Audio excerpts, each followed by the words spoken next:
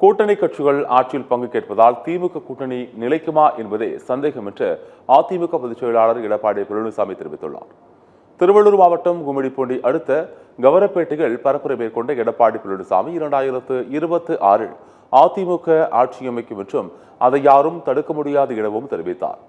திமுக அளித்த வாக்குறுதிகளை நிறைவேற்றவில்லை என்று கூறிய அவர் 100 நாள் வேலை திட்டம் குறித்து ஸ்டாலின் பொய் பிரச்சாரம் செய்து வருகிறார் என்றும் குற்றம் சாட்டினார். பெண்களுக்கு நிறைய திட்டம் கொடுத்தோம் என்று ஸ்டாலின் பேசுகிறார், எங்கே கொடுத்தீர்கள் என்று எடப்பாடி பழனிசாமி கேள்வி எழுப்பினார்.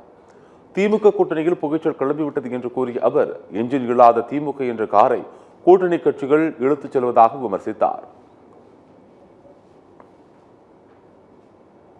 அடுத்த ஆண்டு நடைபெற்ற சட்டமன்ற பொதுத் தேர்தலில் எத்தனை அவதாரம் எடுத்தாலும் உங்களை வீழ்த்துவது மக்கள் முடிவு செய்து விட்டார்கள்.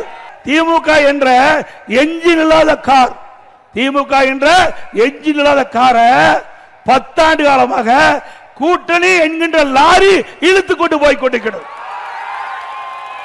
காங்கிரஸ் கட்சி திமுக ஆட்சிக்கு வந்தா பங்கு கொடுக்க வேண்டும் என்று மேலிட பொறுப்பாளர் சொல்றாரு, திருமாவளவன் சொல்றார், சூழ்நிலைக்கு தக்கவாறு நாங்கள் ஆட்சியிலே பங்கு கேட்போம் என்று சொல்றார். ஆக கூட்டணியிலே புகைச்சல் கிளம்பி விட்டது. 100 நாள் வேலை திட்டம் பொய்யான அவதூறான செய்தியை பரப்பி மக்களிடத்தில் குழப்பி அடுத்த ஆண்டு நடைபெறுகின்ற சட்டமன்ற பொதுத் தேர்தலில் அவருடைய வாக்குகளை பெறுவதற்காக திரு ஸ்டாலின் மாடல் அரசு எடுக்கின்ற நாடகம் என்பதை நீங்கள் எண்ணி பார்க்க வேண்டும்.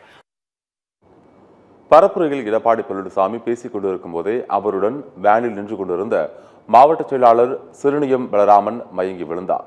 ஆனாலும் எடப்பாடி பழனிசாமி தனது பேச்சை நிறுத்தாமல் தொடர்ந்து பேசினார். மயங்கி விழுந்த பலராமனை முன்னாள் அமைச்சர் ரமணா பேருந்துக்குள் அழைத்துச் சென்றார். முதலுதவி சிகிச்சைக்கு பிறகு வாகனத்தில் ஏறிய பலராமனுக்கு எடப்பாடி பழனிசாமி வீரவாள் பரிசளித்தார்.